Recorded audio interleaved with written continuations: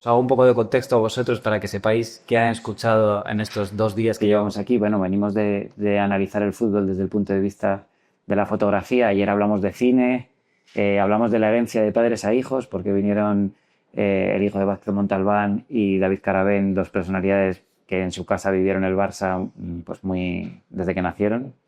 Eh, y a vosotros os toca la literatura, este mundo de ida y vuelta que hay en el fútbol, cada vez más de ejemplos como Miguel, que desde siempre le tuvo gusto por la cultura, por el fútbol y por inquietudes de este tipo, y también el camino de vuelta, que es como desde la cultura cada vez más, desde hace ya décadas yo creo, el fútbol no es algo de lo que avergonzarse, ya que se ha quitado el fútbol mucho polvo y ha permitido que, bueno, que incluso en propias creaciones como poemas tuyos hablas del fútbol. Y para vosotros, pues presentaros, pues Luis García Montero, poeta, director del Instituto Cervantes, desde 2018, 2018. ya estás encasillado, ¿no? Bueno, también escritor, conocido un poco por todos y sobre todo alguien que yo admiro mucho que no haya perdido su afición y su pasión por el fútbol a pesar de no formar parte de algo habitual en tu vida. Ahora hablaremos de eso. Y Miguel, exfutbolista, miembro de la Quinta del Buitre, de la que hemos hablado ahora con Raúl Cancio, que fue el que los fotografió por primera vez. Trayectoria en el mundo del fútbol que aquí todo el mundo conocéis. Y desde pequeñito, iba a decir, desde futbolista con inquietud por escribir, me gustaría que hablásemos de eso y también sin renunciar al fútbol, que también me parece importante. O sea, que aunque te fueses a la literatura o lo utilizases tu pasión para seguir haciendo cosas, pero también el fútbol no ha renunciado a él y eso también me parece importante y ese viaje de ida y vuelta. Entonces, no sé casi por dónde empezar. Quizá tú, Luis, es una pregunta un poco común que hacemos a todos porque se trata de que en 3 días lleguemos a una conclusión de que el fútbol forma parte de algo que nos identifica como sociedad. En esta ciudad, por ejemplo, el Cádiz es religión y el fútbol identifica a la cultura gaditana como muchos otros artes y creo que en los últimos años se ha hecho mucho trabajo para que de la misma manera que el cine, la literatura, la poesía o el arte identifique determinadas comunidades, el fútbol pues también lo hace, ¿no? Y nos sitúa como parte más de la cultura. No sé si vosotros creéis que eso es un cambio de los últimos años o... Bueno, un gusto estar aquí en este curso con Diego y compartiendo además con Miguel Pardeza la mesa. La verdad es que es un gusto. A Diego lo conozco mucho como director de la revista Libero, como autor de un libro que cuenta viejas historias de Chamartín y porque cuando voy los domingos al Bernabéu a ver el fútbol, mi asiento de socio está como 3 filas más arriba que la suya y allí lo veo, aunque ahora con las obras del estadio me han cambiado de asiento y estoy yo abajo a la izquierda y nos vemos menos.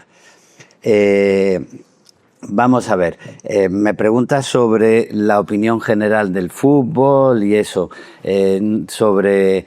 Bueno, mira, hay un escritor argentino que a mí me gusta mucho, que se llama Guillermo Arriaga, que tiene una novela estupenda, Salvar el Fuego, que está basada en el club de fútbol del que él es muy socio, que es el Atlanta. Él ha escrito mucho sobre fútbol, ha hecho críticas de fútbol y en su último libro, en las entrevistas, repitió mucho que ya no hay que pedir perdón por ser aficionado al fútbol, ¿no? Porque es verdad que hubo un tiempo en el que, sobre todo para alguien de la cultura, ser aficionado al fútbol podía estar mal visto. Empezó también en la época de la dictadura porque como el fútbol fue tan utilizado para generar inercias de desatención y de manipulación de la gente, pues hubo un movimiento de el intelectual progre que estaba en contra del fútbol, el opio del pueblo. Y después, pues también se pensó que una cosa tan popular, tan de sentimientos, tan arrebatada, podía estar en contra de la cultura y del trabajo cultural. Frente a eso, yo creo que hay tres cosas que debemos tener en cuenta. La primera, que para alguien de mi generación, y creo que para otras muchas generaciones, el fútbol forma parte de la vida. Yo me crié jugando al fútbol con los amigos del barrio. Mi padre me llevaba a ver el Granada Club de Fútbol de pequeño y para mí era una ilusión. Y estoy acostumbrado desde que en casa entró la televisión a ver los partidos de fútbol. Cuando el fútbol se mezcla con la vida y cuando te has criado jugando al fútbol o formando parte del equipo del colegio o quedando con los amigos para jugar los sábados, la vida pertenece a la cultura y yo creo que es más peligrosa la cultura que borra la vida y que se aleja de la vida porque se hace hermética que la cultura que asume las distintas realidades de la vida. En segundo lugar, te comento que como aficionado al fútbol, desde hace mucho tiempo, pues leí cosas sobre fútbol y había muchos intelectuales muy serios y muy, además, progresistas que hablaban de fútbol. Tú acabas de recordar a Manolo Vázquez Montalbán, que era muy seguidor del Barcelona. Para mí, por ejemplo, las reflexiones de Pierpaolo Pasolini, que es un intelectual al que respeto mucho, sobre el fútbol, sobre por qué era aficionado al fútbol, llegaba a declarar que toda la ética que había aprendido para estar en la vida la había aprendido jugando al fútbol, sabiendo cómo se puede tratar a un compañero, a un adversario, ¿no? Y las reflexiones de Pierpaolo Pasolini o después ya indagando pues empecé a descubrir pues los poemas que Rafael Alberti había escrito a fútbol, a Plasco, o que Miguel Hernández había escrito, o que muchos poetas y escritores habían escrito también. Y me di cuenta que el fútbol forma parte de la cultura desde hace mucho tiempo, más allá de posibles prejuicios y posibles modas, y me sentí cómodo en esa tradición de escritores que hablaban de fútbol, ¿no? Y en tercer lugar, es verdad que el fútbol tiene sus problemas. Yo voy a utilizar una expresión aquí como que a veces el fútbol está a pie cambiado, o sea que tiene sus problemas. Pero si uno los analiza, es que son problemas que tienen que ver con la vida. Es decir, la manipulación, el hincha irracional, el fanatismo, la conversión de todo en negocio. ¿Es un problema del fútbol o eso es una metáfora de la sociedad en la que estamos viviendo? Porque yo asisto a algunos debates en el Congreso de los Diputados que parecen una casa de fieras, ¿no? O analizo algunos programas que tienen que ver con la cultura, con la sociedad, con la política, con la identidad nacional, y todo da pie a tentaciones de mercantilización inmediata, ¿no? De manera que tampoco se le puede achacar al fútbol otra cosa que no sea representar las costumbres de una sociedad, ¿no? Digamos que por esas tres cosas, por mi experiencia de que el fútbol está pegado a mi vida, mi experiencia de las muchas reflexiones muy serias de gente que me interesa en la cultura sobre el fútbol y sus posibilidades, y por la idea de que los defectos que les pueden achacar al fútbol son efectos que nos rodean en cualquier sector de la vida, pues yo creo que se puede ser aficionado al fútbol Yo soy un niño de provincias, de Granada, y por tanto creo hasta en la doble militancia, que es muy democrático.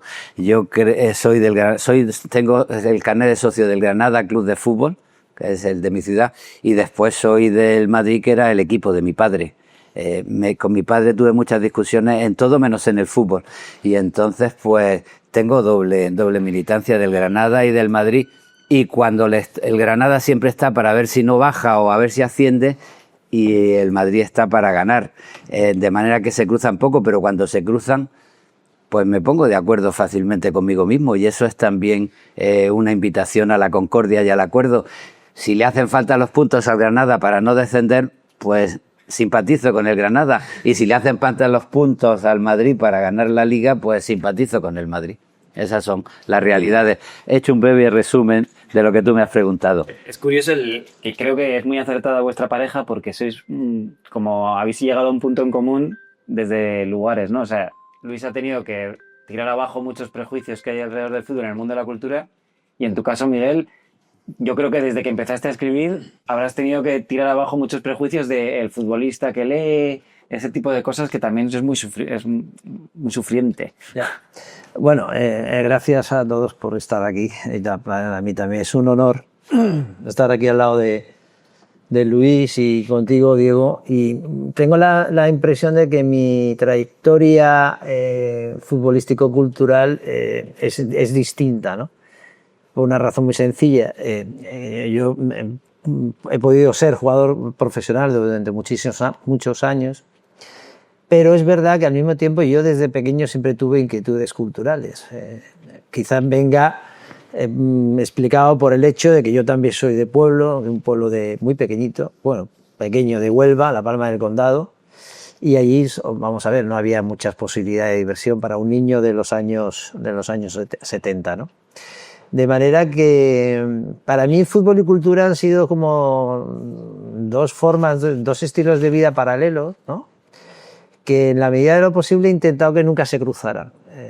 Es una cosa, es un poco extraña, para mí ha supuesto siempre una especie de dicotomía en mi personalidad.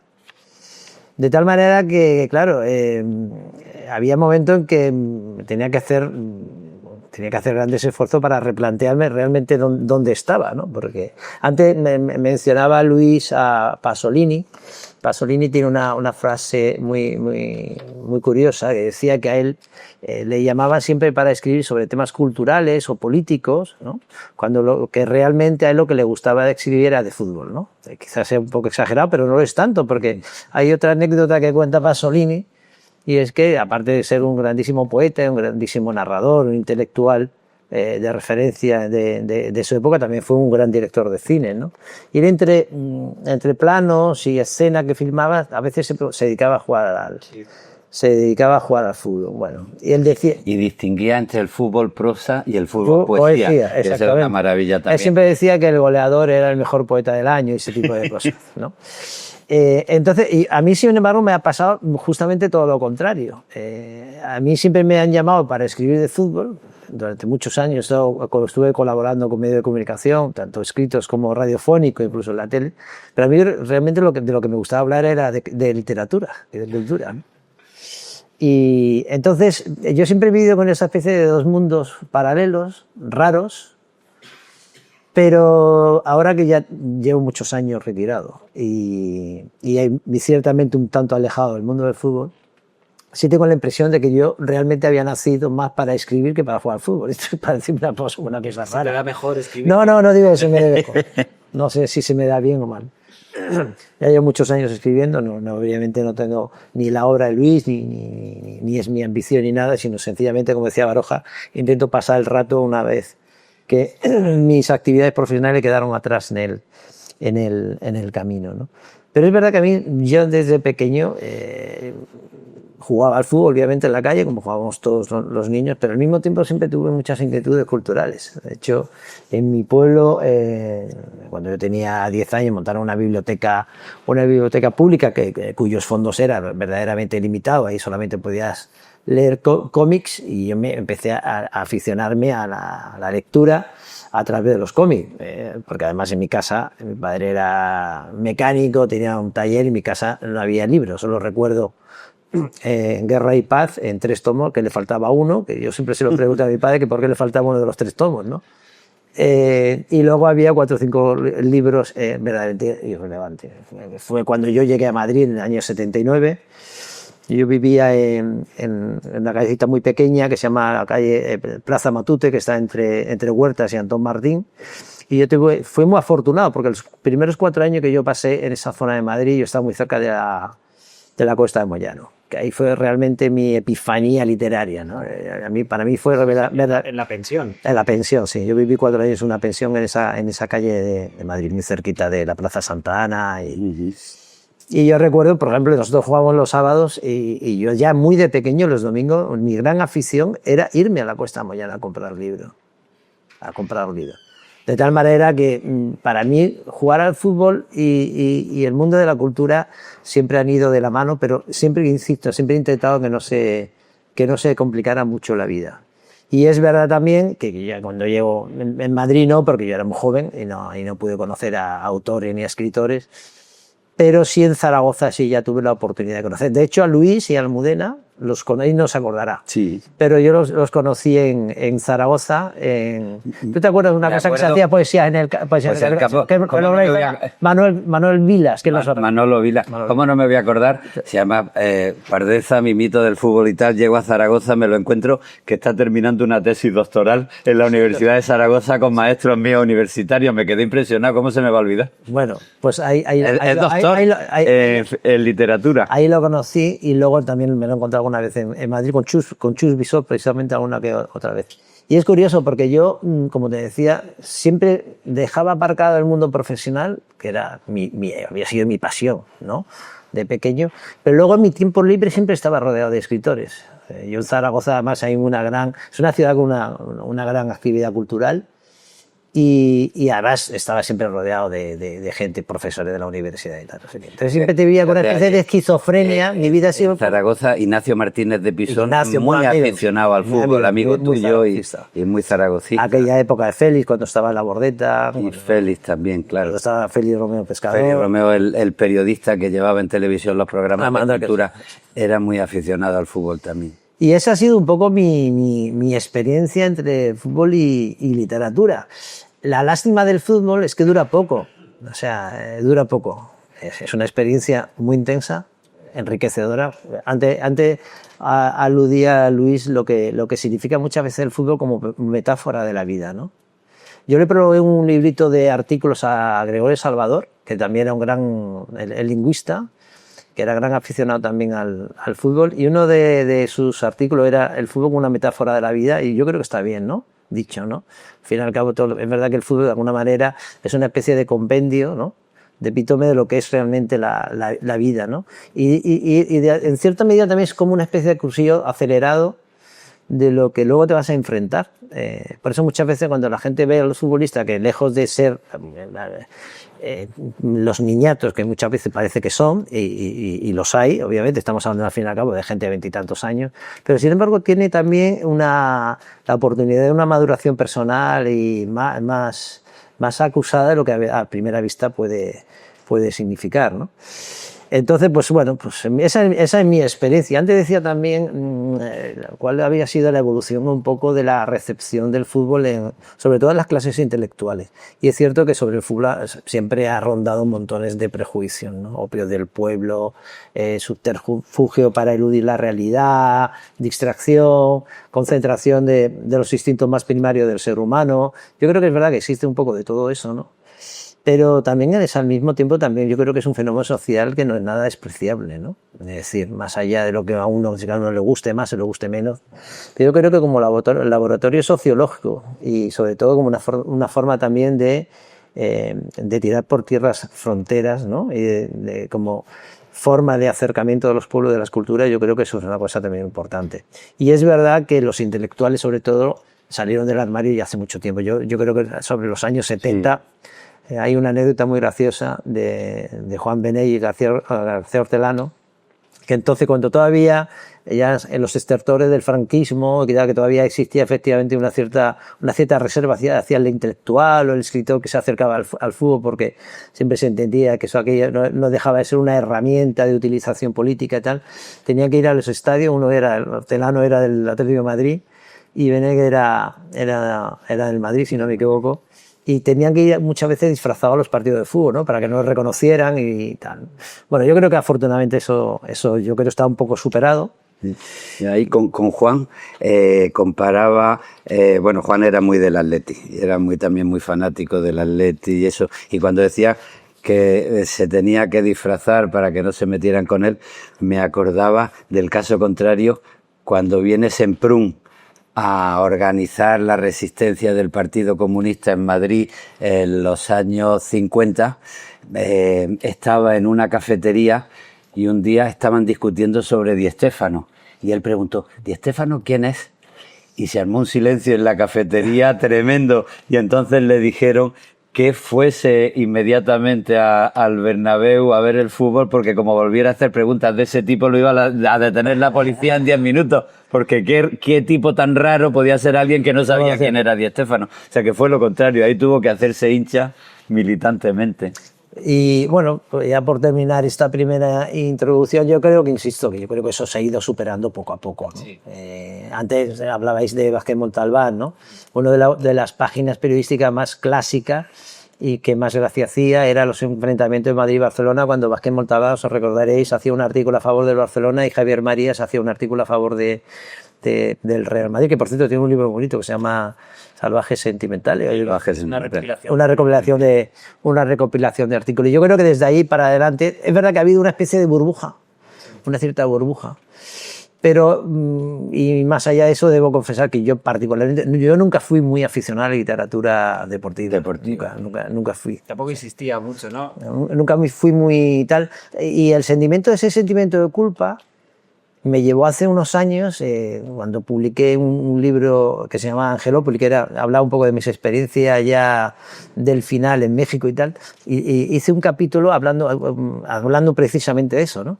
Cómo era posible que un tío se haya dedicado al fútbol y al mismo tiempo le gusta leer, cómo ha vivido siempre como de espalda a la literatura deportiva, ¿no? Entonces me trata el sentimiento de culpa que me proyecté a hacer un libro sobre cultura y fútbol, que al final se quedó en nada, como tantas cosas que a veces uno quiere hacer y se queda en nada. Pero sí es verdad que rescaté, hice 3 ensayitos muy diversos, uno sobre Delibes, que también es un gran aficionado al fútbol, otro sobre Pasolini y otro sobre Camus, que lo terminé metiendo en este libro que estoy hablando que se llama Caricaturas de futbolistas. Sí, y los textos de Camus sobre fútbol son maravillosos. Es otro, de ahí aprende Pasolini, que dice que todo lo que ha aprendido de ética lo ha aprendido jugando al fútbol.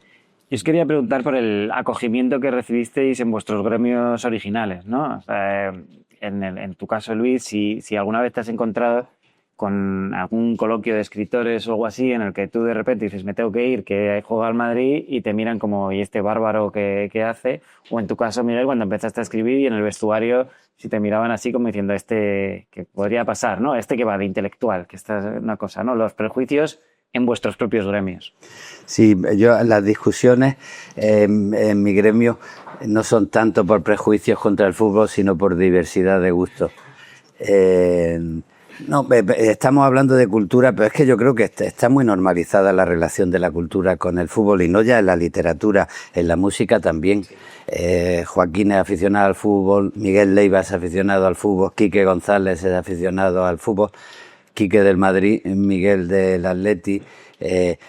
Ayer que estábamos tomando una cerveza con Juanjo Telles, que es un amigo al que no le gusta mucho el fútbol, y Fernando Santiago, Juanjo contó una anécdota divertida recordando que Miguel Ríos de pronto se apuntó a jugar al fútbol en los partidos de veteranos, y fue mucho tiempo, y cuando llegó estaba jugando también Paco de Lucía. Y bueno, se saludaron y tal, y Paco de Lucía en medio del partido se acercó a él y le dijo, a mí me habían dicho que tú sabías jugar al fútbol y tú no sabes una mierda. Se habían involucrado mucho en el juego, o sea que ha habido una relación muy normal frente a cualquier prejuicio. Y entonces, bueno, la verdad es que ya uno cuando se encuentra a alguien que que dice que no le gusta mucho el fútbol, pues lo comprende porque cada uno tiene distintos gustos, pero cuando quiere criminalizar el gusto del fútbol suele ser alguien que criminaliza el mundo de la cultura relacionado con la sociedad, con la vida, y que es más una abstracción intelectual de palabras herméticas, ¿no? Ser elitista. Elitista, sí. O sea que no, en ese sentido. Lo que sí es verdad es que, bueno, en mi ambiente yo compartí 30 años con una mujer que era una fanática del Atleti de Madrid. Almudena contaba que ella se hizo escritora porque su padre, que era muy del Atleti, la llevaba a ver los partidos del Atleti a casa del abuelo, y para que no molestara le daban un papel y un lápiz y decía, dibuja algo, pero que ella no sabía dibujar y entonces le dio por empezar a escribir pequeños cuentos infantiles, ¿no? Ella era muy, desde su educación infantil, muy del Atleti. Mis hijos son del Atleti. Amigos como Chus Visor o Joaquín Sabina son del Atleti. Y sí, uno tiene que resistir con paciencia los comentarios de los que no se acostumbran a que lo normal es perder. Ayer salió en una conversación, Me refiero que tu relación con Almudena tiene que ver con tu acentuamiento tu fanatismo por el Real Madrid, por un portero de un portal o algo así, con el que tú mantenías conversaciones mientras esperabas a Almudena o algo así. Bueno, es que el portero de casa, de la casa de Madrid donde vivíamos, Félix, era muy del Real Madrid. Y entonces sí, hacíamos muchos comentarios y mientras yo la esperaba, ya estábamos viviendo juntos, pero ella tardaba un poco a lo mejor en bajar a la calle, o yo me adelantaba a bajar a la calle y hablábamos de fútbol. Pero yo creo que ahora eso ha desaparecido, ¿no? Y te encuentras a mucha gente con las que hablas de fútbol, y la verdad es que también, fíjate,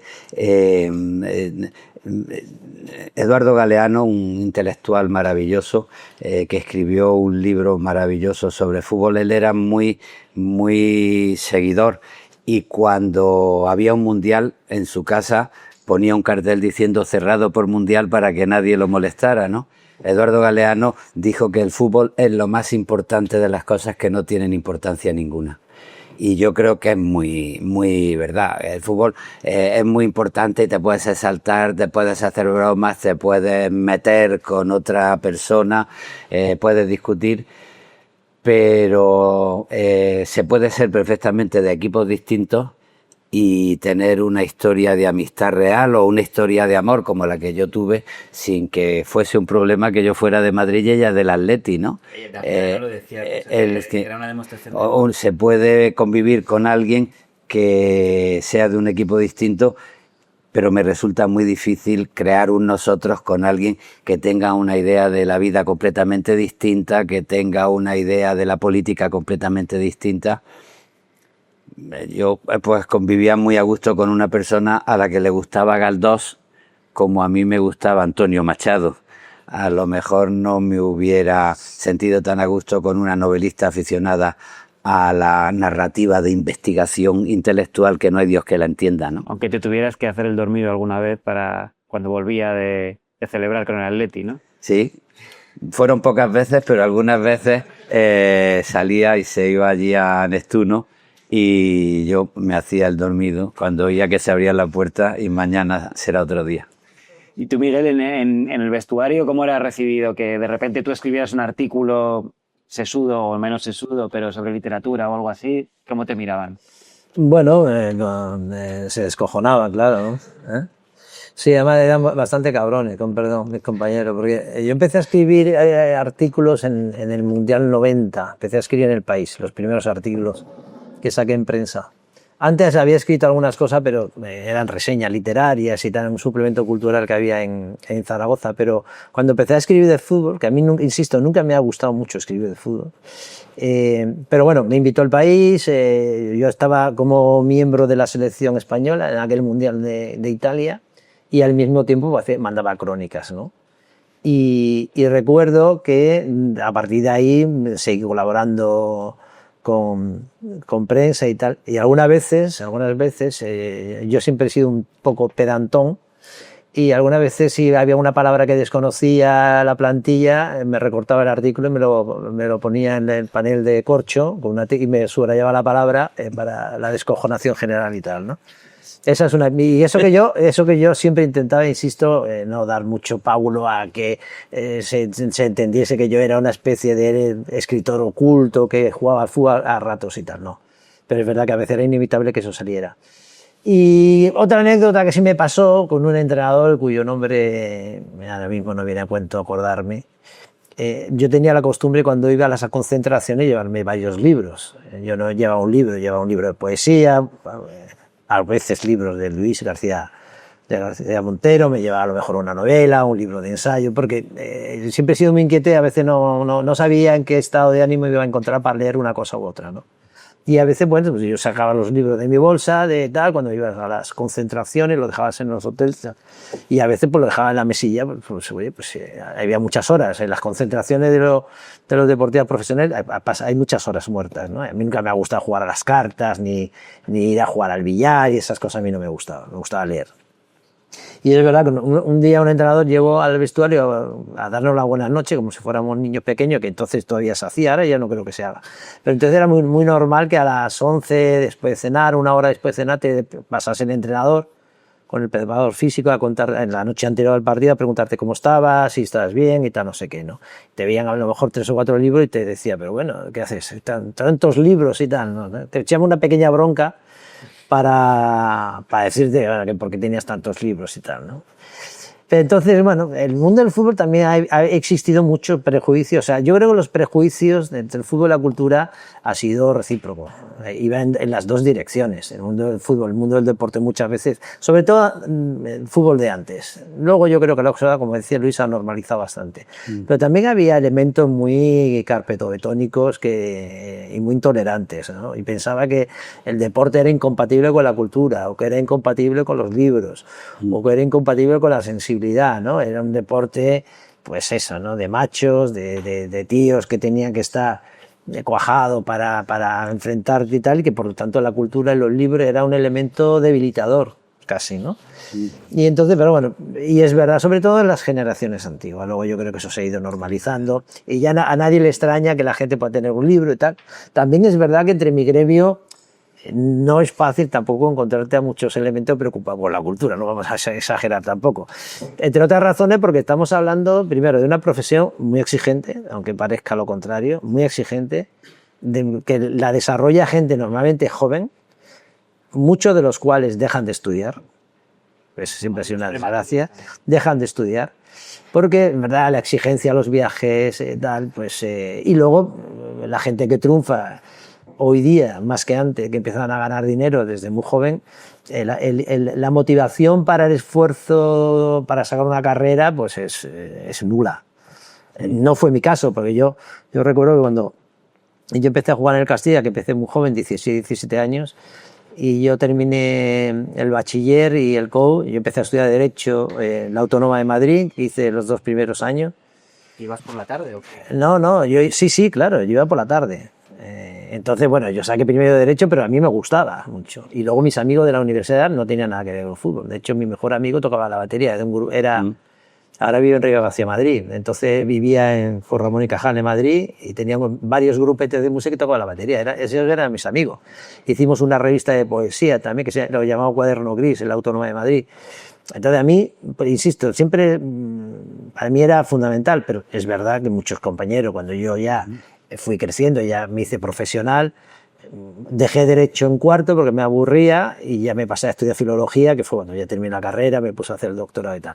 Pero casos así son, y no por echarme flores, no son muy frecuentes. Y sobre todo cuando llevas una carrera profesional de cierto reconocimiento, ¿no? Es decir, que tú sabes que te puedes ganar más o menos la vida, ¿no? Jugando al fútbol y tal. No es fácil. He tenido compañeros que han terminado carrera. Mi amigo Óscar, que ahora está de médico de la Federación, con la selección española terminó Derecho. Mis amigos de generación, por ejemplo, siendo más figuras que yo, también terminaron. El butragueño estudió empresariales, Sanchi también hizo empresariales, es decir, gente que tenía unas ciertas inquietudes. Y eso ha ido convirtiéndose en algo más normal con el tiempo, ¿no? Sin embargo, creo que me estoy acordando un momento en que nos cruzamos en la vida que puede determinar que la cosa haya ido peor. Entonces, cuando has dicho que escribía algo que me parece ahora mismo sería inverosímil, que un convocado en un mundial estuviese escribiendo mientras estaba convocado artículos para El País. Esto ahora sería inverosímil. Sí, me imagino que sí, que hoy día sería más complicado. También es verdad que la relación entre el fútbol profesional y el mundo periodístico ha cambiado. Porque yo recuerdo que en mi época te podía llamar un periodista tranquilamente a hacerte una entrevista y no te decía nada. Hombre, te decían algo, si metían la pata, decía una barbaridad, te llamaban al orden. Pero antes había una relación más fluida. Ahora está muy controlado todo. Totalmente. O sea, ahora no hay prácticamente entrevistas a los jugadores, salvo cuando te sacan después de un partido. Pero antes, en los medios de comunicación, en los medios escritos, hay muy pocas entrevistas a los jugadores. Está totalmente controlado por los medios, por los departamentos de comunicación. Eso cambió por completo. De la misma manera que antiguamente también los periodistas viajaban con el equipo. Yo ya en mi época, en mi última etapa, ¿no? Y los 5 años que estuve director deportivo en el Madrid, que estuvimos viajamos toda la semana 2 o 3 veces mínimo, o íbamos a Estados Unidos, estuvimos 4 años yendo a Estados Unidos, los periodistas no estaban cerca de nosotros para nada, eso se ha roto. Y es por cuidar la imagen, controlar la imagen. Supongo que es un poco por todo, porque también es verdad, vamos a ver, los periodistas tienen su derecho a hacer su trabajo. El problema es que, claro, meterlo por ejemplo, en un avión donde está toda la concentración del equipo, es como si metieras a gente en tu casa, no ajena, pero un poco ajena, ¿no?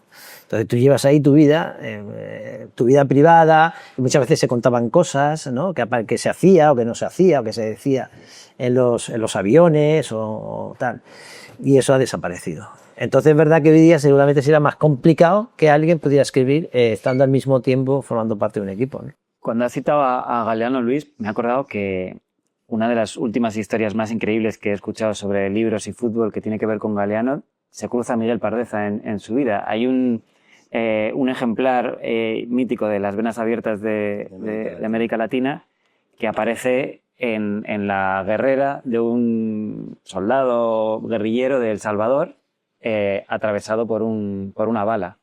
Y ese ejemplar alguien se lo quiere dar a Eduardo Galeano y esa persona le da al representante de Miguel. ¿Tú te la sabes de esa historia? Yo terminé mi carrera profesional en México, los 2 últimos años fue en Puebla. Y me llevó un jugador uruguayo que se llama del Paso de los Toros, donde era Benedetti. Y él se casó con una chica salvadoreña cuyo hermano había estado en la guerrilla. Y ese hermano en la guerrilla tenía un compañero que siempre llevaba Las venas abiertas de América en la mochila. Y le dispararon una vez y le salvó la vida. El libro, pero la bala, o sea, fundió la bala, o sea, el libro paró la bala, fundió las hojas del libro, se habían pegado. Ese libro, por esas cosas recombolescas de la vida, llega a manos de James Cantero, que fue el que me llevó. Y un día, James Cantero, que es uruguayo, me llamó y me dice, ¿tú conoces a Eduardo Galeano? Y digo, bueno, yo he leído a Eduardo Galeano, obviamente, pero no lo conozco personalmente. ¿Y sabe quién lo puede conocer y tal? Porque es que quiero llevarle un regalo que creo que le puede hacer mucha ilusión. Me haría mucha ilusión. Y al final se puso en contacto con Valdano, Valdano tampoco lo conocía personalmente y al final, no sé a través de quién, consiguió irse a Montevideo a llevarle el libro. Y bueno, parece ser, yo lo cuento también, en mi libro lo cuento, un poco cambiada la historia, porque intento hacer literatura, no ceñirme a los hechos y tal, pero parece ser que eso es verdad, me lo contó Cantero, que Galeano se le puso a llorar, dijo que jamás un libro le había producido tal satisfacción, más allá de lo que el libro fue muy importante, tú lo sabes, el libro fue muy importante como análisis sociopolítico de la realidad latinoamericana, pero más allá de eso dijo que le hizo mucha ilusión porque es que había visto que realmente el libro había servido para algo real, algo que lo podía medir, algo que lo podía ver, ¿no? Y a raíz de ahí hicieron muchísima amistad y Cantero. De hecho, de sus últimos libros de Eduardo Galeano lo nombra mucho. Lo citó en un cuento, ¿no? Lo citó en un cuento y antes de morir lo citó mucho. Y dio la casualidad que este Jay Cantero, por cierto, con el que tengo una grandísima amistad, más allá de que fuera mi representante y que me llevara a México, es que hemos seguido cultivando. Por cierto, es un gran cervantista. Yo creo que se habrá leído, yo creo debe ser de las personas que más veces se ha leído el Quijote del mundo, lo que yo conozco. Sí, ahí el Cervantes tiene mucha relación también con el mundo del fútbol, porque los fichajes de extranjeros que quieren aspirar a la nacionalidad para dejar libre la plaza de extranjero, yo no sé si ahora eso sigue funcionando, ya menos, ¿no? Pero hay muchos que quieren pedir. Antes había derecho a fichar 2 o 3, ahora Sí, ya bueno, no ahora existe, ¿no? No, sí, extracomunitario. Extracomunitario. Extracomunitario, sí, pero si te soy sincero, no tengo ni idea de cuántos está. Yo creo que Bueno, son tres. pues, Yo creo que son tres. Creo que son entonces, tres. Extracomunitario, los comunitarios sí pueden serlo. Van mucho al Cervantes para hacer el examen del diploma español lengua extranjera para adquirir la nacionalidad, sí. Yo he tenido la satisfacción de recibir en el Cervantes a que se examinara, por ejemplo, a Vinicius. Es rápido, rápido. Es rápido y digo, no le llevéis mucho en la contraria, que no arma aquí un Está muy jaleo. bien, lo estás haciendo muy bien. Un poco aturullado, ¿no? Aturullado, joder.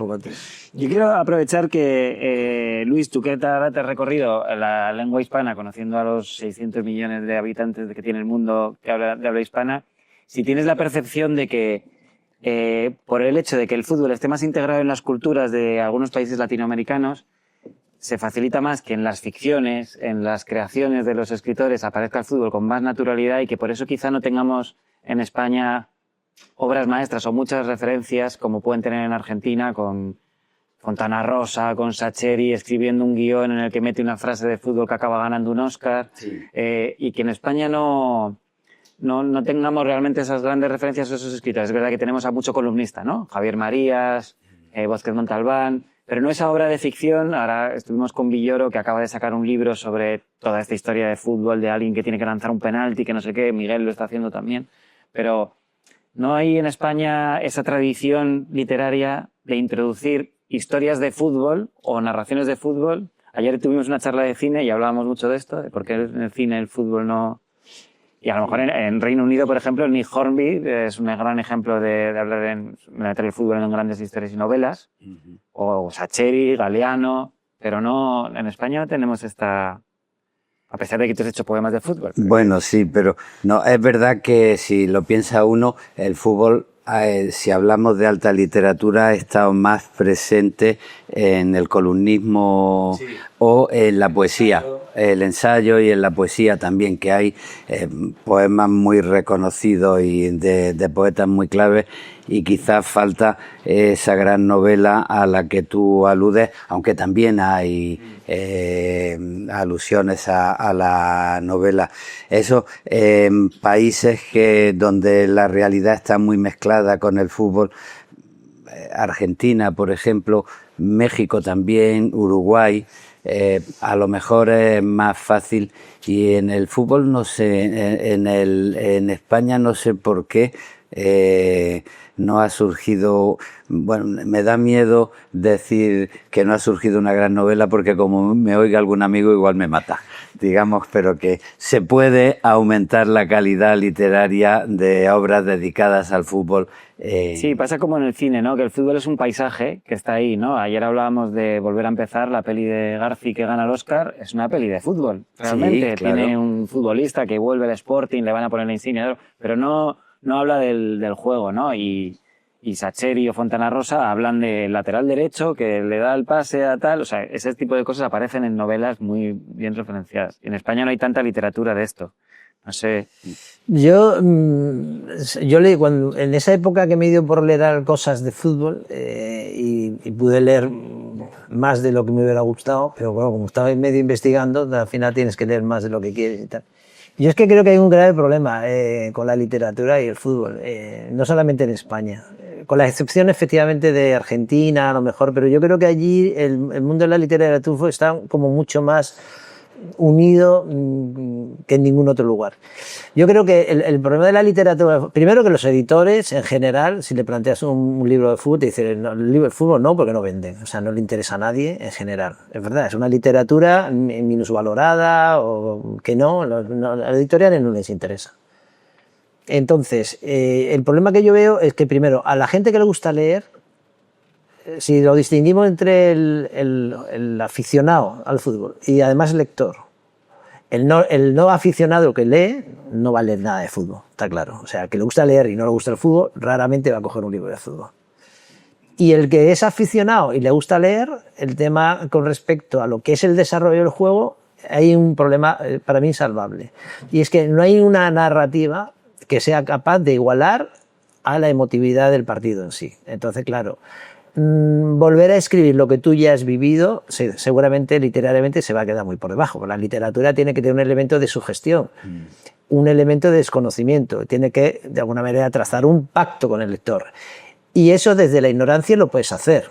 Cuando Luis hace un poema, hay un factor sorpresa que el lector no se va a esperar. Sabe que va a leer poesía, pero dentro de la poesía puede estar manifestando muchísimas cosas. Sin embargo, cuando tú haces una novela sobre fútbol en sí, otra cosa es que analice los márgenes del fútbol. Sí. La corrupción en el fútbol, la frustración en el fútbol, el jugador frustrado, el perdedor, que tal, a lo mejor sí te da juego. Pero el juego en sí no. Hay un paso, estaba pensando en la expresividad, ya hay un paso entre el locutor de radio y la televisión, porque el locutor de radio tiene que expresar en palabras lo que está ocurriendo y en la televisión ya estás viendo las imágenes y hay ahí una pérdida de intensidad y ya pasarlo eso al libro puede ser un paso ya más difícil. Yo creo que ese es uno de los grandes problemas, es decir, no hay un libro que sea capaz de reproducir. Pongo un ejemplo y barro para casa, por ejemplo, el gol de Sergio Ramos en Lisboa, donde yo todavía estaba director deportivo, el 1-1 contra el Atlético de Madrid en el minuto 93. En Lisboa, en la Champions. No, se ha ido Fernando. Se ha ido Fernando. Bueno, entonces, no. Bueno, vamos a ver, yo me quedé afónico. Yo creo que es la primera vez que me he quedado afónico. Porque, claro, evidentemente había el partido perdido. Era el minuto 93, sacar Modri el córner. Bueno, ¿qué libro va a ser capaz de traducir eso en palabras? Pues a lo mejor es posible pasarlo en palabras, pero el que lo ha vivido, insisto, el que lo ha vivido, es muy difícil que tú vayas a igualar ese relato. De ese momento. Y por otro lado, el que no le gusta ni Ramos, ni el Real Madrid, ni el fútbol general, es que sencillamente ve un libro sobre eso y no lo va a leer, casi con toda seguridad. Entonces yo creo que eso es un elemento que Ahí el reto no está tanto en intentar reproducir las emociones de fútbol en la literatura, sin utilizar como tema el fútbol para que la literatura busque sus propias emociones, ¿no? Sí. Y eso es lo que consiguen algunos de los libros que hemos citado aquí, Sacheri, Arriaga, ¿no? Y en el fútbol, al fin y al cabo, se está mezclando con una manera de contar en general, una sociedad que se mezcla, ¿no? Pero ahí, por ejemplo, cuando yo he hablado contigo o he leído algunas declaraciones, algunas cosas tuyas, sí, lo que me interesa es un poco, por una parte la literatura, por otra parte el fútbol. Tú has tenido muy clara la vocación literaria siempre y has intentado separar tu imagen de futbolista de tu gusto por la literatura, quizás porque como en el fútbol llegaste tan alto y a estar en situaciones tan de prestigio, tienes miedo de que consideren que eres un futbolista que le gusta la literatura, sí, bueno, y no te tomen en serio como vocación literaria. Totalmente, vamos a ver. Eso es un estigma que voy a arrastrar toda mi vida. Yo, Abelardo Linares, que tú conoces, aconsejo un libro de aforismos que ha publicado en Renacimiento, la editorial de Abelardo Linares, La cola del cometa. La cola del cometa, sí. Me aprobó Marzal. Bueno, eso es un estigma que voy a arrastrar siempre. Yo, de hecho, nunca he querido escribir. Mis dos primeros libros, que se tituló Torneo y Angelópolis, para mí el fútbol era sencillamente una excusa. Alguna dice, es que es un libro de fútbol. Para mí no es un libro de fútbol. Para mí es un libro... Antes hablaba Luis de la vida, lleva razón. La literatura habla sobre todo de la vida, ¿no? La buena literatura te habla de la vida, ¿no? Y sobre todo de la relación de las personas con la vida, cómo te relacionas con la vida. Lo que pasa es que mi experiencia personal ineludiblemente tenía que reflexionar sobre lo que me había pasado. El accidente de mi vida fue el fútbol, pero no es mi vida en realidad. Mi vida es cómo yo me relaciono con el fútbol, qué sentido, qué me ha aportado, qué le he aportado yo, qué he dejado de hacer por el hecho de jugar al fútbol, en qué medida te enriquece o en qué medida te ha empobrecido. Pero claro, toda experiencia vital te llena de mucho sentido, pero también te deja muchas cosas por vivir. Yo, mi experiencia como jugador también me quitó muchas cosas. Yo muchas cosas en la adolescencia que no la viví y muchas cosas a lo largo de la juventud que no la pude vivir. Me hubiera gustado llevar una vida mucho más intensa desde el punto de vista literario. He tenido la suerte de conocer y relacionarme con muchos escritores. Y ahora mis amigos sobre todo son escritores, la verdad. Fundamentalmente son gente que se dedica a la cultura. Pero me hubiera gustado vivir más. ¿Qué pasa? Que al final eso también te quita. Tú decías el estigma. Sí, yo se lo digo a Abelardo, ¿no? Cuando le pasa algún libro. Ahora, el año que viene, si no pasa nada, sacaré una novela y tal, que no tiene nada que ver. Entonces, las 2 veces que he escrito algo relacionado con mi biografía, y con el fútbol solamente era una excusa. Por eso yo siempre quise escribir 2 libros. Uno era el inicio de mi carrera, en el que un niño se deja llevar por los demonios de la ambición y de la ilusión y tal. Eso es lo que le pasa a alguien, pero me da igual que se hubiera dedicado al fútbol que como se hubiera dedicado a la música o cualquier otra. Y luego Angelópolis, que versa sobre el final, que es más una reflexión sobre el ocaso y sobre la necesidad de volver a empezar tu vida de cero, que es lo que hace un futbolista, sobre todo. Un futbolista abandona su carrera con 30 y tantos años, ahora afortunadamente lo alargan más. Fíjate Cristiano, ¿no? Que se va a jubilar antes que dejar el fútbol, ¿no? Y entonces tienen la necesidad. Como excusa, más allá de eso, ya no he vuelto a escribir ni creo que vaya a escribir más. Solamente publiqué un libro con el Paseo de Sevilla que se llamaba Pie Cambiado, precisamente, que era una recopilación de crónica que yo hice, pero más literaria que pegado a pie de campo, y ya no pienso escribir nunca más. Ahora, es lo que dice Luis, es inevitable que cuando alguien coja un libro mío o se refiere a mí, siempre va a ser, bueno, este era el jugador que escribe, tal, no sé qué, ¿no? Porque en este país es complicado haber destacado más o menos una profesión y que luego te puedan llegar a reconocer en cualquier otra disciplina. Pero Deporte siempre. fíjate que... Bueno, sí, lamentablemente. Pero no siempre. Pero cuando habla Miguel, que hay algo que yo creo que tiene mucho que ver con la realidad de la literatura y de la emoción literaria, que no es la emoción coyuntural de ver un gol.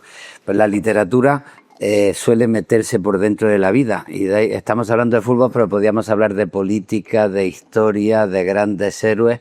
La literatura lo que te hace es que se mete dentro de las fechas y habla del ser humano, que puede ser emperador o que puede ser general que da un golpe de estado o que puede ser persona a la que van a fusilar, y empieza a hablarte no del héroe ni de la fecha, sino de un momento concreto y del miedo, el amor, las ilusiones, las indecisiones de la persona, ¿no? Y por ejemplo, lo que tú hablas, vemos el fútbol como espectáculo, como pasión, como una realidad muy popular, pero de pronto indagas y te encuentras a un niño que consigue triunfar o decide dedicarse al fútbol, y eso tiene su indagación por dentro, y después ves a un joven que con 20 muy pocos años pues no solo se hace un héroe popularísimo, sino que empieza a ganar mucho dinero, y a ver de qué manera si alguien que tiene mucho éxito con una primera novela, con un primer libro, puede estar condenado ya a fracasar toda la vida porque no va a repetir ese éxito, pues imagínate lo que es con 20 y tantos años una persona convertida en un héroe y en un millonario. Y después una persona que con 30 y tantos años, acostumbrado a estar en lo más alto, pues de pronto decide que tiene que cambiar y dedicarse a otro tipo de relación con la vida. Ese tipo de cosas creo que ofrecen mucho más horizonte a la literatura que el explicar el gol que en un momento determinado te hace que te pongas a gritar y que te echen de tu casa, ¿no? Eso me pasó a mí en esa al final. Hay un libro que sí que es verdad que sí que ha dado ese paso, que habla precisamente de eso, de la soledad del futbolista joven que se ve aislado, metido en un gran club, que es Saber Perder, de David Trueba, y el nivel de éxito de ese libro es tal que dicen que Guardiola se lo regala a las plantillas todos los años, ¿no? Se lo da, Y Guardiola, el lector también. Sí. Sí, entonces yo creo que ahí sí que hay una novela que habla de eso, ¿no? Precisamente de esto. Pero sí que es verdad que el fútbol está lleno de personajes literarios, ¿no? Ahora que decías lo de los billones, me estoy acordando de esa anécdota de Bielsa y Berizzo, que ficha a Toto Berizzo y le hace venir de otra ciudad y le espera en el despacho ya recién aterrizado del avión y le dice, pase usted por el despacho, pase usted por el despacho. Berizzo creía que iba a darle una charla o algo así y según el vestuario le dice, usted sabe que no vale $100.000, ¿no? Y dice, sí, yo sé que es una barbaridad, no valgo $100.000. Vale, ya está, se puede ir a casa. Y a partir de ahí ya mañana entrenamos. Entonces hay personajes como Bielsa, por ejemplo, que son puros personajes literarios, incluso malos. Miguel ha convivido con un gran villano del fútbol que era Mourinho, ¿no? Que tenía todos los tintes del villano. Mourinho era muy narrativo, totalmente. O sea, el fútbol sí que tiene todos los casi arquetipos imposible convivir con él, casi. Yo me llevaba bien, ¿eh? La verdad que conmigo siempre se lleva bien, no tengo nunca para. Pero es una personalidad complicada, sí. Pero es eso, no sé qué busca Guardiola cuando le regala Saber Perder a sus jugadores, ¿no? Yo entiendo que quizá combatir contra ese estigma, ¿no? De Messi es tan bueno porque no piensa. O es que Maradona era muy limitado. Al revés, los grandes futbolistas suelen ser personas muy vivas intelectualmente. Bueno, pero yo distinguiría esos talentos. Es que hay gente que tiene talento para el fútbol, pero no tiene talento para mucho más. Eso también es verdad. También es cierto que hay gente que tiene talento para, por ejemplo, para hacer buenas novelas y a lo mejor hablas con ellos y es una cosa que se te cae en el alma. ¿No emparentas el talento de conocer el juego con también conocer la vida y tener percepciones y tal? No. Si alguna vez lo has pensado, quítate esa idea de la cabeza. No, yo creo que es que me parece raro. También te digo una cosa, yo en el mundo intelectual también te lleva sorpresa, tú te habrás llevado tu sorpresa. Gente que dice, oye, vamos a ver, se supone que la gente de la cultura tiene un espectro y una mirada tal y no sé qué, y muchas veces pues te das cuenta que no. Insisto, hay gente que saben hacer novelas, pero luego no saben hacer otras cosas, nada más, ¿no? Y en el mundo del fútbol pasa 3/4 de lo mismo. Maradona, yo qué sé, tenía una inteligencia sinfónica, panorámica, casi extraterrestre, mucho más que Messi, la verdad. Messi tiene más estadística. Maradona tenía otra cosa distinta, por lo menos para mí. Y sin embargo fue un desastre absoluto. O sea, es imposible ser peor para sí mismo, peor enemigo de sí mismo que Maradona. Porque por lo menos Messi es un chico más ponderado, más tranquilo y tal, no sé qué. Maradona no lo fue.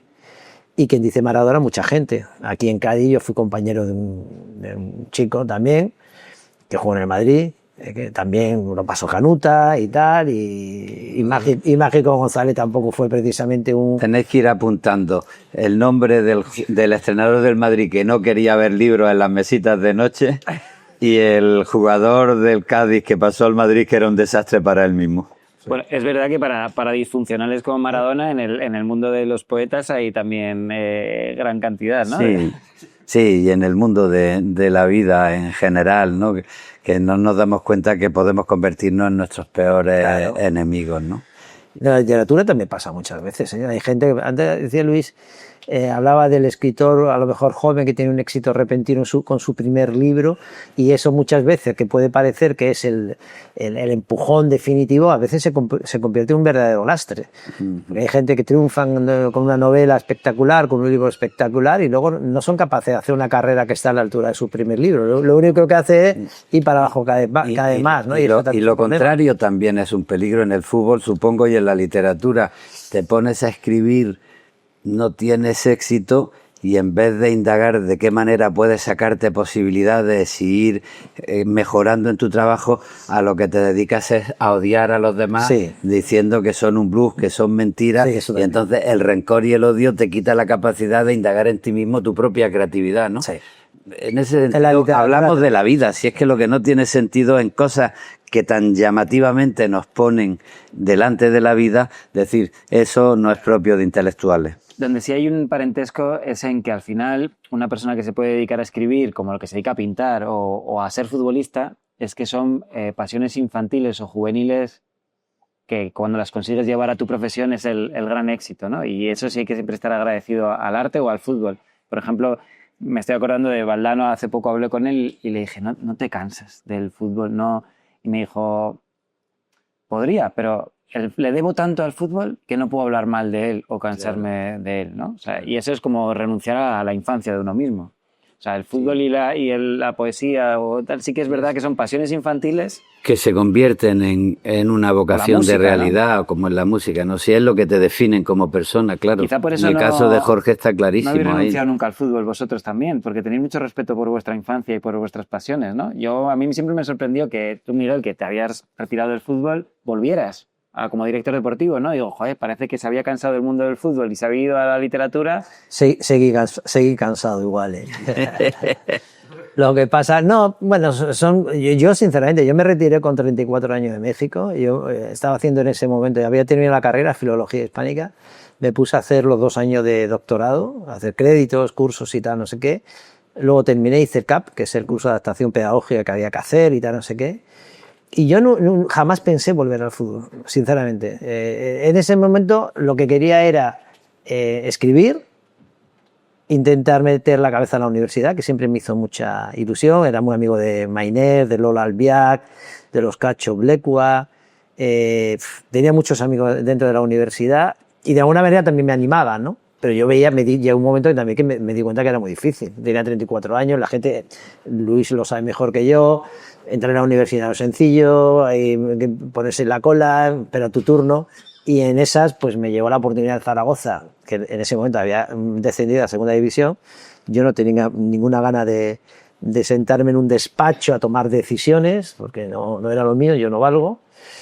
Pero claro, me sentí también un poco comprometido por el hecho, primero porque el equipo, soy un equipo donde había jugado 10 años. Luego, pues el equipo estaba en muy mala situación. Casi me lo tomé como un deber personal, sinceramente. Ante una invitación no podía decir que no. Pero yo no quise volver. Y con el Madrid, que fue al año siguiente de dejar Zaragoza, me llamó Valdano precisamente para decirme, oye, vamos a empezar un nuevo proyecto con Florentino y tal, no sé qué. Todavía era más complicado, porque yo vivía en Zaragoza, mis hijos nacieron allí, vivían allí. La única ventaja es que mi mujer era de Madrid, que fue la gran culpable, porque yo no quería. Y además me reuní en un sábado con Valdano y tuve que tomar la decisión el domingo porque el lunes se presentaba la candidatura, con lo cual tampoco me dio mucho tiempo que pensar. Y hombre, también era un reto. Si hubiese sido otro club seguramente no hubiera dicho que no. Venía de 6 años de experiencia, dije, pero bueno, en Madrid merece la pena, ¿no? Pero nunca quise, esa es la realidad. Lo que pasa que es verdad, como no sé quién lo dijo, ¿no? La vida es lo que te va sucediendo mientras tú intentas tomar otros caminos y tal, ¿no? Pues yo soy un poco el ejemplo de eso. Bueno, yo le he pedido a Luis que se traiga la antología, me la había traído también. Bueno, hace 2012 creo que es, sí. Sacasteis un libro con Visor que son poemas de fútbol bueno, casi. El primero no sé si ese es el de Platko de Alberti. Sí, ahí empiezas. Pero a mí hay uno que, aunque sea el tuyo, que igual prefieres hablar de otro, pero hablando de esa frase que todo el mundo ya repite en este entorno del fútbol y la cultura, de el fútbol es la cosa menos importante de las cosas, la más importante de las cosas sin importancia, yo creo que tu poema Domingos por la tarde, que en realidad se iba a titular Real Madrid, como todos sabemos, define bien eso. Sí, eso habla también un poco de los procesos creativos. Yo hice un poema dedicado al Real Madrid y de pronto me di cuenta por el comentario de mi casa que la gente no iba a leer el poema, sino que iba a empezar a discutir que si el Barça, que si el Atleti, que si el Real Madrid, que si no sé cuánto, que si no sé qué. Entonces, como uno lo que quiere es crear emociones y contratar, pues hay que borrarse un poquito biográficamente para que el yo biográfico pase a un yo general donde cualquiera pueda leer pensando en el fútbol y no si este es del Madrid o es del Barça, ¿no? Y por eso hice ese cambio. Pero como estamos en Cádiz, déjame que lea 2 poemas. Porque hay el poema Rafael Alberti en un libro de 1929 escribió un poema que se titula Plazco, que fue un portero del Barcelona de origen húngaro. Al hilo de una historia de amor, Rafael estaba en Santander, creo que el año 1928, se jugó la final de la Copa del Rey entonces entre el Barcelona y la Real Sociedad. Rafael había hecho amistad con el que era presidente entonces del Santander, y lo invitó al palco y fue al palco a ver el partido de la final entre el Barça y la Real Sociedad, y se quedó impresionado por el partido que hizo Plazco y le hizo un poema que a mí me parece significativo por muchas cosas, pero entre otras me parece significativo porque está al lado de otro poema dedicado al cine y tiene mucho que ver con lo que significó el fútbol como referencia cultural y como identidad a principios del siglo XX, a partir de la experiencia donde cuajó mucho la importancia del fútbol, que fue en Inglaterra. Estamos acostumbrados a estudiar una literatura que habla de la deshumanización, de gente que va del campo a la ciudad, del desarraigo de la vida anónima, que es un tema literario muy insistente. Bueno, y Baudelaire decía que una multitud era un conjunto de soledades, porque utiliza un cuento de Edgar Allan Poe para ver que se masifica en las ciudades gente que está desarraigada y no tiene comunicación, ¿no? Y de pronto el fútbol fue un fenómeno que te permitía decir yo soy de, y sentirte miembro de una identidad, ¿no? Y eso hay en el mundo cultural algunos referentes, entre ellos también lo que en un momento significado supuso el cine, y por eso de pronto pues un poeta como Rafael Alberti, que estaba generando la generación del 27 y escribiendo sus orígenes y homenajeando el lenguaje gongorino a Góngora, pues de pronto escribe sobre Plazco y se fija más en el poeta que en el jugador que cuela el gol, y es muy emocionante. Voy a evitar leer un poema de Gabriel Celaya, otro buen poeta y también buen amigo, que escribió una oda contra Plazco, porque leyó la oda a Plazco de Rafael Alberti y Gabriel era muy de la Real Sociedad y hizo un poema para decir, si eso fue un robo, si el Madrid no tenía que haber ganado, si fue el árbitro, el cabrón del árbitro el que nos hizo que perdiéramos y no sé cuánto, y escribió su contraoda a Plazco, y ahí la rivalidad futbolera se metió también en la poesía. Pero mirar de qué manera se considera que dentro de la vida moderna, que hay que generar los nuevos héroes de la vida moderna, un actor de cine, un deportista importante, de pronto irrumpe el fútbol con ese deseo de convertir en literatura la modernidad. Está firmado el 20 de mayo de 1928. Nadie se olvida, Plazco, no, nadie, oso rubio de Hungría. Ni el mar que frente a ti saltaba sin poder defenderte, ni la lluvia, ni el viento, que era el que más regía, ni el mar, ni el viento, Plazco, rubio Plazco de sangre, guardameta en el polvo, para rayos, no, nadie. Camisetas azules y blancas sobre el aire, camisetas reales, contrarias contra ti, volando y arrastrándote, Plazco lejano, rubio Plazco tronchado, tigre ardiendo en la hierba de otro país. Tú, llave Plazco, tú, llave rota, llave aura caída ante el pórtico áureo. No, nadie se olvida, Plazco. Volvió su espalda al cielo. Camisetas azules y granas flamearon apagadas, sin viento. El mar, vueltos los ojos, se tumbó y nada dijo, sangrando en los ojales, sangrando por ti, Plazco, por tu sangre de Hungría, sin tu sangre, tu impulso, tu parada, tu saldo, temieron las insignias. No, nadie, Plazco, nadie, nadie, nadie se olvida. Fue la vuelta del mar. Fueron 10 rápidas banderas incendiadas sin freno.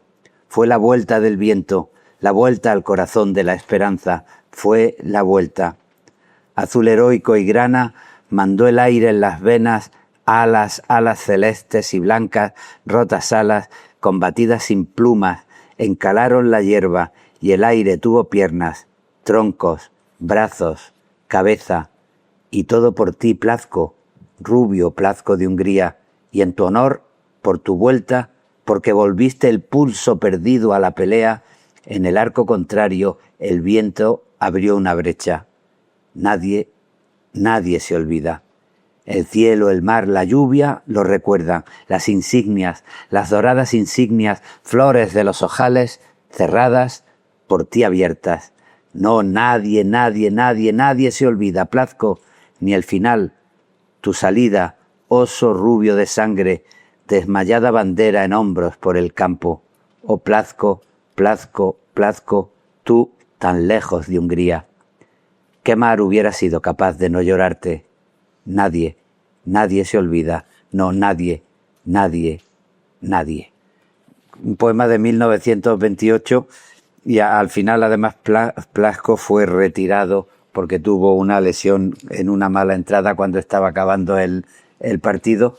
Pero de qué manera de pronto alguien que tampoco era muy partidario de fútbol va a un partido, ve lo que está ocurriendo y de pronto descubre que la conformación de una nueva modernidad que de la deshumanización invita a la identidad, pues exige nuevos héroes, y en este caso más que un militar o más que un aristócrata, pues era un deportista que representaba un sentimiento del que se pudiera decir soy yo soy de, y el nadie se convirtiera en un nosotros, ¿no? Y me parece un ejemplo muy bonito de qué modo se mezcla el fútbol con la cultura. Precioso, Luis.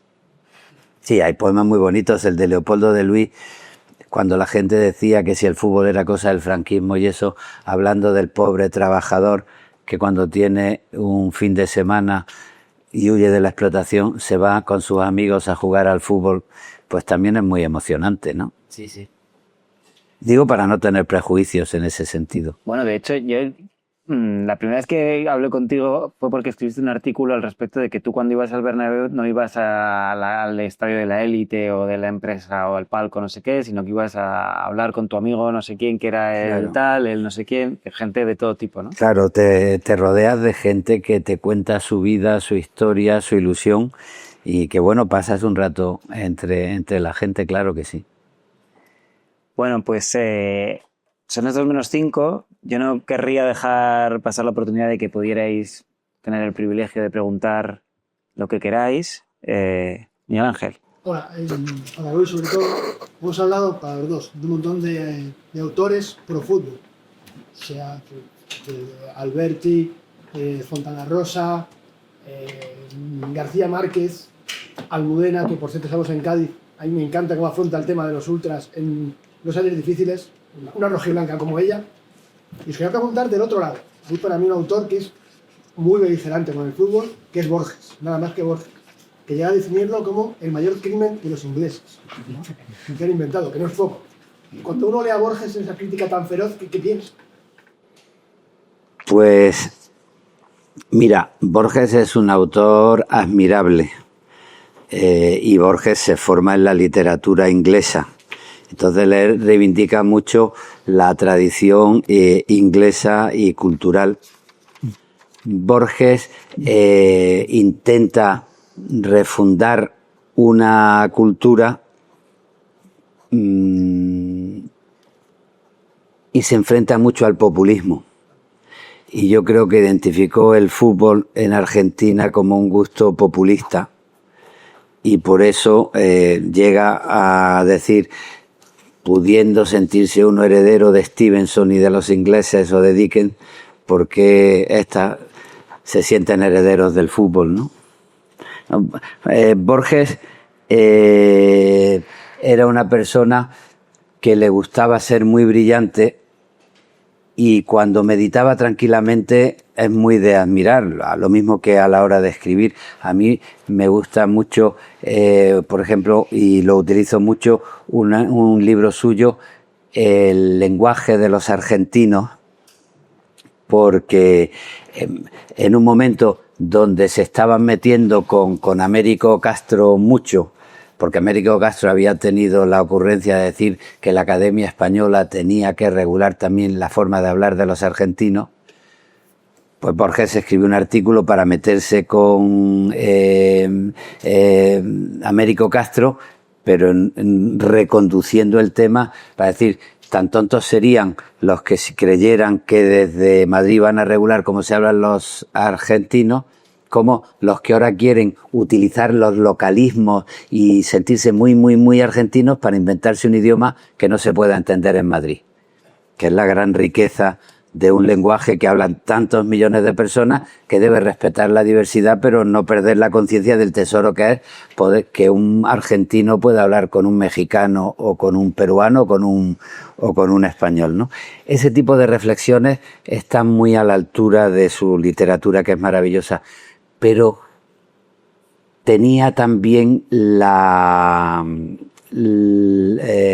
tentación de llamar la atención en debates populares y en ese sentido pues metió muchas veces la pata. A mí la vez que metió la pata que más me dolió fue cuando arremetió con García Lorca diciendo que era un mal escritor y que había tenido suerte con que lo mataran porque debía su fama internacional a su asesinato. Eso me parece más grave que decir que el fútbol es una mala invención de los argentinos. Yo tuve la suerte de conocerlo en los años 80 porque un amigo suyo, Roberto Alifano, lo conocí en mi primer viaje allí a Buenos Aires y dijo que si quería conocer a Borges, que tenía que ir por la tarde, y arregló y lo acompañé y fui a casa de Borges, año 84, 85. Y yo iba por una parte fascinado porque Borges es Borges y por otra parte aterrado por no empezar a meterse con García Lorca y a decir que lo habían hecho un favor asesinándolo. Y digo, tengo que ser muy prudente. No me hizo falta abrir la boca para llevarme la primera tarascada, porque me presentó Roberto Alifano, me dice, Jorge, te voy a presentar a un joven poeta español de 23 años, o de 25 años, y dice Jorge, alguna vez tuve yo 25 años, no sé si fui poeta. Y fue la manera de decirme, tendré que enterarme si eres poeta o no, porque una cosa es tener 25 años y otra es ser poeta, ¿no? O sea que era siempre persona de frases muy brillantes que a veces eran genialidades y a veces eran absolutas faltas de sentido, ¿no? Fue muy antiperonista y muy antipopulista y yo creo que su animadversión al fútbol venía por ahí.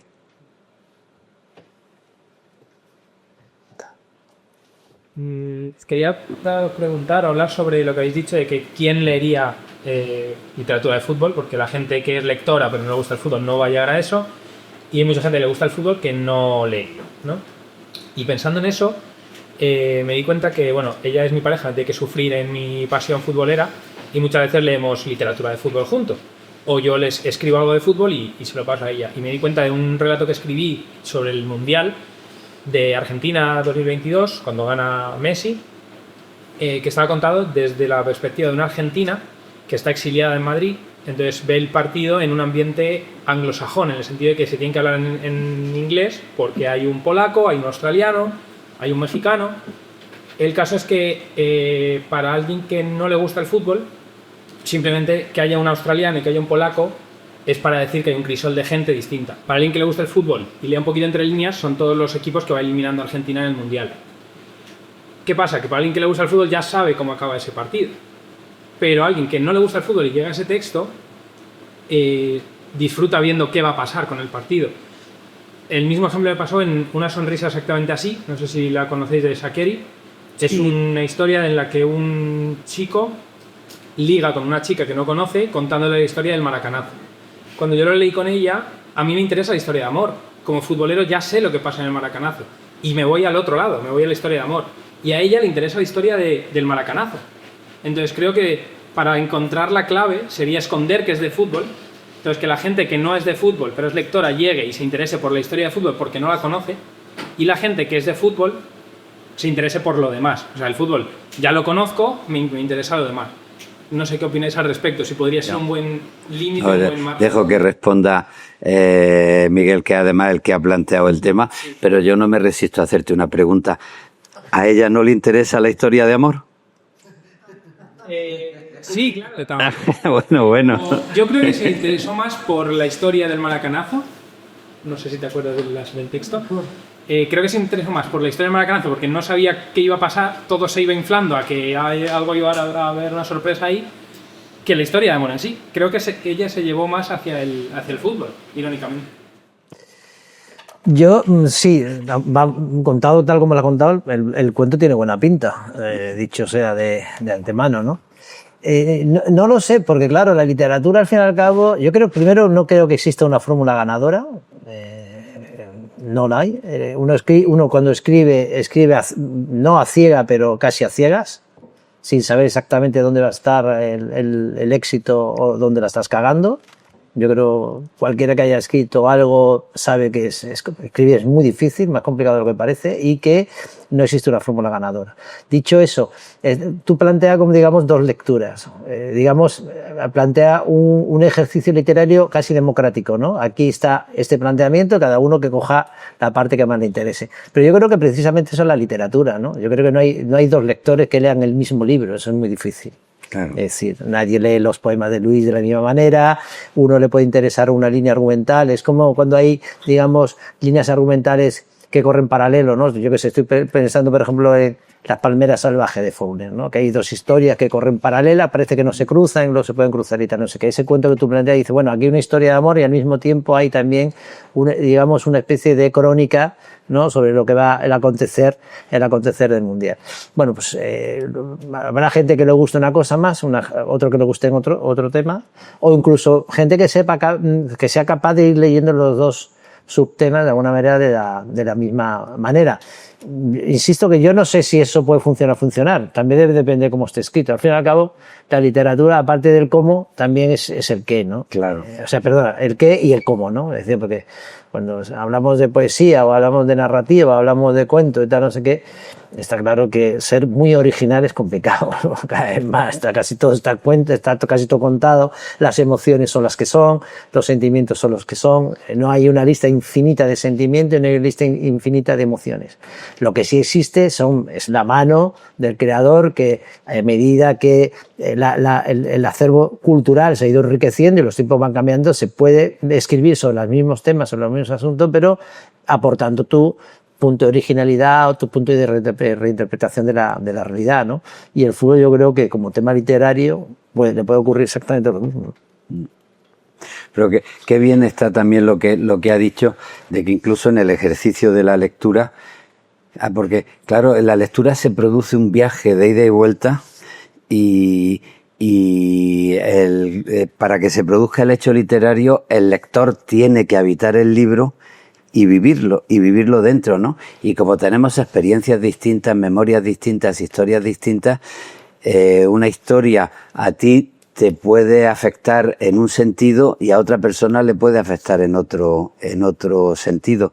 Y en ese es lo que tú planteas, ¿no? Siguiendo la historia de cada uno, pero eso puede pasar en relación con el fútbol o en relación con cualquier otra cosa. Si hay una historia donde tenga importancia una playa, pues a lo mejor un lector que haya tenido en su infancia una historia familiar con una playa o que haya vivido en una ciudad como Cádiz, pues proyecta sus propios recuerdos, y otro lector que haya vivido en Madrid, pues no mezcla su infancia en ese sentido, ¿no? O sea que eso es lo normal. Lo preocupante es que a ella no le interese la historia de amor. en ahí y allí. Acabo de sacar un tema que es muy recurrente, así, que toman un acontecimiento histórico, a veces catastrófico, y sirva de marco como una historia de amor. Bueno, el ejemplo más claro es Titanic.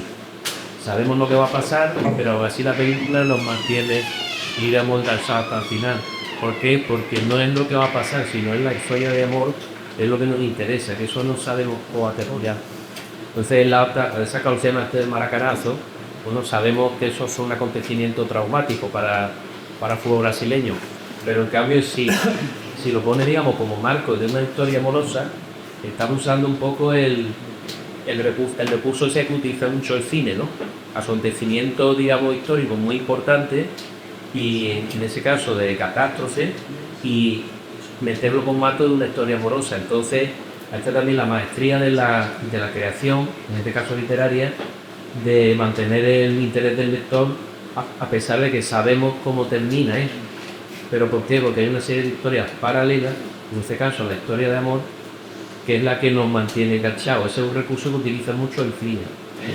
Pongo el ejemplo de Titanic porque quizás más representativo, pero también Interhalbur y toda esta serie de películas, sabemos lo que va a suceder, pero aún así lo que nos engancha es la historia de amor, de los personajes, de cada uno tiene su vida, ¿no? Y yo creo que uno de los valores de la literatura y del cine, cuando yo decía que se mete por dentro en la vida, porque una cosa es hablar de estadísticas, de naufragios, de números de ahogados, de números de víctimas de un bombardeo, de cifras, y otra cosa es saber que dentro de esos números hay personas de carne y hueso que tienen padre, tienen madre, tienes amores, tienes ilusión, y entonces la cultura te permite bajar de la estadística para comprender lo que es la experiencia humana, ¿no? Sí. Ahí Enrique Abreu. Hola. Primero, muchas gracias a los tres por estar aquí, que estamos, bueno, yo soy Gaditano Sira, pues estamos en la periferia de la periferia. Esta avenida Cari se cargaba menos en los años 80 con un tren talco que me subí. Dicho esto, agradeceros también los textos de los tres y a Miguel también porque le he visto jugar y me ha hecho disfrutar, aparte de ganar o perder. Yo tengo muchas discusiones con que yo veo momentos en el fútbol que lo comparo con el arte. Entonces, a Miguel yo le he visto acciones y jugadas que es algo comparativo con que para mí es también una forma de arte. Nos preguntan muy rápida. Para Luis, cuando decías que con tu padre ibas, y para mí muy importante cuando vas por primera vez a un campo de fútbol, suele ser con un familiar o un amigo, ¿qué jugador te impactaba del Granada? O si estuviste tentado alguna vez de hacer una fusilla de algún jugador que te llamara la atención, o del ambiente, de lo que tú veías. Y luego a Miguel, que nos ha contado su gran afición por la literatura desde joven. Cuando él estaba ya en Madrid, algún día estuvo tentado de dejar de ir a entrenar porque estaba leyendo un buen libro, o tenía que aguantar un entrenador, que yo creo que todo, pero se nos ha aguantado, y no tenía ganas de aguantar ese entrenamiento. Y por último, tú que conoces por dentro bastante el fútbol, los cargos del fútbol, la gestión deportiva de España, ¿qué leen nuestros dirigentes? Que yo he hecho falta o lectura de sentido común o lectura imaginativa, porque yo creo que el fútbol español irá faltando hace años más sentido común, que muchas veces yo he visto, pero ha puesto los jugadores, llámese Iniesta o otra gente, que desde fuera, visto, dices, hay jugadores que igual no tienen un talento literario, pero igual has leído, pero yo los dirigentes, el 90% de los dirigentes, te quiero preguntar si leen o qué es lo que leen para ser Ciencia ficción. ¿Qué? Ciencia ficción. ¿Qué leen? ¿Empiezo yo? Como tú quieras. No, yo cuando jugaba al fútbol, a mí es que me gustaba mucho de pequeño jugar al fútbol, es que a mí me ha gustado mucho. ¿Estabas alguna vez en un libro que decías, este libro quiero quedarme aquí esta tarde, No. para irme a entrenar con él? No, eso me pasaba ya al final de mi carrera, sí. Hubiera dado cualquier cosa por no ir a entrenar. Para ver según qué cara, seguro. Bueno, pero eso es normal. Al final de cualquier profesión tan exigente como el fútbol, o eres un loco, yo nunca lo fui, o si no, te termina generando cierto cansancio, ¿no? Pero también tiene mucho que ver con el propio agotamiento, es decir, psicológico y tal, ¿no? cuando ves el final, lo que quieres es que acabe. Yo recuerdo que en mi última temporada, México no, porque lo de México fue casi un oasis, ¿no? Fue una especie de retirada para reconsiderar y recapitular un poco mi vida, ¿no? Más allá de jugar, seguir jugando y tal, no sé qué. Pero fue una experiencia personal, porque yo me fui con mi familia, mis hijos, tengo 2 hijos, una niña y un niño, eran muy pequeñitos todavía y tal. Yo lo usé esos 2 años sencillamente para recapitular mi vida, ¿no? Entonces, pero antes, al margen de esos 2 años, sí, al final el desgaste te lleva ya a ciertas intolerancias, ¿no? Hay cosas que ya no aguantas. Es verdad que yo he estado siempre muy pervertido por la literatura y por mi ambiente. Nunca me he considerado un futbolista muy al uso, la verdad, porque tenía otras inquietudes y además tenía prisa. Yo quería volcarme a la literatura. Así que a mí me ha salvado siempre. Me salvó en Madrid a principios de los años 80, cuando llegué de un pueblo, aquellos años encerrado en una residencia, me salvó la vida, casi, no físicamente, pero me salvó. Leer para mí fue realmente un bálsamo y me cambió mi forma de interpretar y entenderlo todo. Y volvió a recuperarme cuando me retiré del fútbol. Si no hubiera leído, si no tal, mi perspectiva vital hubiese sido. Yo no quería seguir vinculado al fútbol, yo no quería otra cosa. Pero cuando jugaba y empezaba, no, me encantaba ir a entrenar, me gustaba jugar. Esa es la respuesta a la primera pregunta. En cuanto a la segunda, lo directivo, yo me he encontrado un poco de todo, sinceramente. Me he encontrado algunos cazurros, muy cazurros, incluso algunos impresentables, pero también he encontrado gente, pues, oye, que de mucha valía, ¿no? Hay directivos que, oye, que tienen carreras universitarias, gente muy preparada. Lo que pasa es que es verdad que a veces esa supuesta o presunta zafiedad que tú a veces quieres detectar en muchos directivos, yo creo que va un poco en el cargo. O sea, y ya menos, ¿eh? Pero antiguamente el directivo, el presidente de puro, esa imagen un poco caricaturesca, ¿no? El tipo que se pensaba en el palco, en el público, un poco dictador, un poco arbitrario, que hacía lo que le dé la gana. Eso quizás ha afeado mucho la imagen del directivo. Yo creo que hoy los directivos son casi empresarios, prácticamente, te diría. Gente con su carrera o con sus empresas. Ya no creo que sea del estilo del que veníamos anteriormente, la verdad. Más a eso, yo no sé si leen, algunos leerán. Y actualmente necesitan o un foco, ¿O? una cámara. Pero yo... Tú ves la Federación Española, íntimos presidentes o determinados presidentes, yo creo que ha cambiado algo, pero no tanto como en los 80, que había también lo que tú dices del presidente oscuro, manifestaciones ahí. Mira. No, hombre, vamos a ver, hay un elemento de forofismo que cualquier directivo lo puede tener, pero yo creo sinceramente, que el nivel en general ha mejorado. Esa es mi impresión, te lo digo de verdad. Yo los años que estuve en Zaragoza, que tuve que lidiar con directivos y tal, no sé qué, en general era gente muy educada. Y los 5 años que estaban en Madrid, la mayoría eran todos empresarios, o abogados, médicos, de mucha reputación en Madrid, la gente normalmente. Yo, ingenieros de camino, Florentino es ingeniero de camino, el vicepresidente es ingeniero de camino, son gente, te puede gustar más o menos el perfil, pero son gente preparada. Yo, sinceramente, en ese sentido no he tenido muy mala suerte, la verdad. Es verdad que luego veía cosas, sobre todo de otras épocas, que a lo mejor te encontrabas algún cazurro de esto que sí le gustaba ponerse ahí a decir tonterías y tal, no sé qué. Entonces, bueno, esa ha sido mi experiencia, la verdad. Mi padre era de Burgos, militar que lo destinaron a Granada, se conoció a mi madre, se casaron y tuvieron 6 hijos, yo era el mayor. Y buena parte de su afición al Granada Club de Fútbol era como una decisión de integrarse en la ciudad de su mujer y adaptarse a la vida de su mujer. Y a mí me llevó desde pequeñito, por ser el mayor, al Estadio de los Cármenes. Entonces los partidos se jugaban a las 4 de la tarde. La televisión no mandaba tanto en ese sentido. Y para mí la fiesta del domingo era adelantar la comida y ir rápidamente a ver el fútbol, ¿no?